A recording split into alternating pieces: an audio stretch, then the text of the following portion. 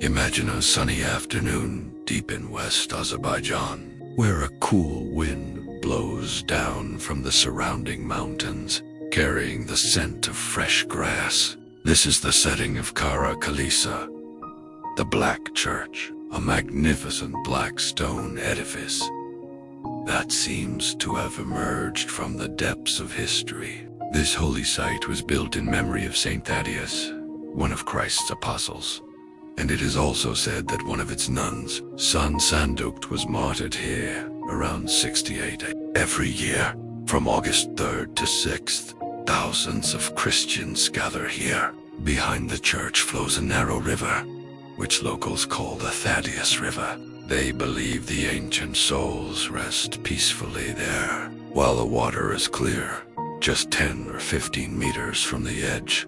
Its depth exceeds 5 meters, and the current is swift. Our story centers on Elina, a 10-year-old girl from Turkish. Her family, including her priest father, mother, and 15-year-old sister, Larissa. 7 years ago, in 1397, the pilgrimage began like any other. By noon, the area was buzzing with laughter and church hymn. But around 4 p.m., as the air still hung heavy with heat, everything shattered. A high-pitched scream, like breaking glass, erupted from the direction of the river. It shook the tents and scattered the birds from the trees. Elina, who had been flying a kite, froze and ran toward the sound. Larissa, always playing the oldest sister, desperately yelled, "Elina, don't go near." A crowd was gathering at the river's edge. There stood a young woman, perhaps 30, her hair disheveled and her eyes red from weeping. In her arms,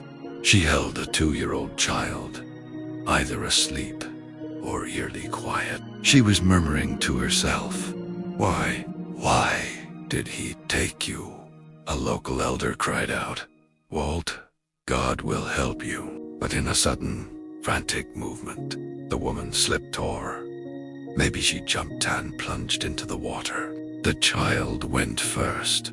The children watched in terror. Half an hour later, the tiny body was recovered wet and cold. Following ancient tradition, they buried the child right there by the river, marking the grave with a small cross and sacrificing a shoop, praying for the soul to rest. The distraught mother had been pulled out and sat on the ground, hugging her knees, staring blankly at the swift night. The tent felt heavy. Elina could not sleep. The sound of the river echoed in her head, mixed with what she thought were occasional whispers, perhaps just her imagination. The next morning, the sky was overcast, and a cold drizzle soaked everything. Elina and Larissa returned to the river path.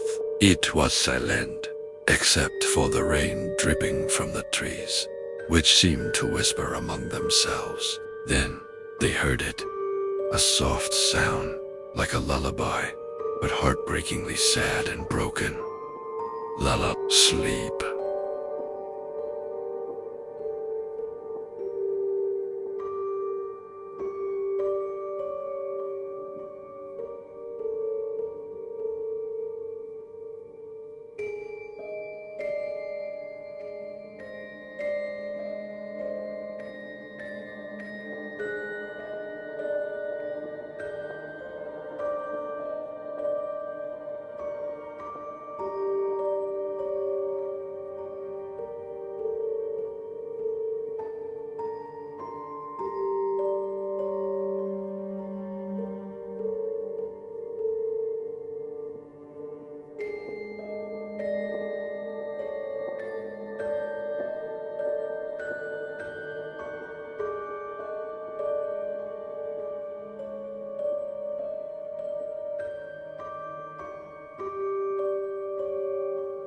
The sound came from a distance, stopped, and then started again. The irregular rhythm, like a shattered heartbeat. Elina stopped. Larissa, what is that sound? It doesn't sound like Mom, she whispered. Larissa, her color drained, tried to reassure her it was perhaps a local woman singing, but the sound grew closer, carried directly on the wind, right into their ears. Elina felt an uncanny chill creeping up the back of her neck, a coldness that was not the rain. Larissa, I'm scared. Let's go back, she pleaded. Suddenly, the lullaby became deafening, like someone whispering right behind them. Come, stay with me. Elina spun around. Under a wild apple tree, a slender shadow stood. It was the thin woman, her white headscarf wet and flapping in the wind, looking spectral. In her arms was something resembling a small child, but its face indistinct. The only clear thing was her sad, crooked smile, her empty eyes fixed on Elina. She whispered, using the exact tone of the lullaby. Mom, where is my mom? Elina screamed, but no sound escaped. Her vision went black, and she collapsed onto the wet ground. Larissa desperately shook her, pulling her back towards the safety of the church grounds. Larissa later urged Elina to keep the experience a secret, fearing they would be mocked, insisting it must have been a hallucination caused by trauma. Just half an hour later, chaos erupted again. People rushed toward the church. The head priest announced with a trembling voice, "Sisters and brothers, the body of the mother of that little angel has been found on the mountain behind the church. She ended her life with a knife in her heart chest about half an hour ago." Elina looked at Larissa and whispered, "That was the same time as the lullaby." The grief had materialized. Elina says she cannot go back because that lullaby is still ringing in her head. The family quickly left. Elina, now 17, and Larissa, 22, have never set foot in Qara Kelisa again.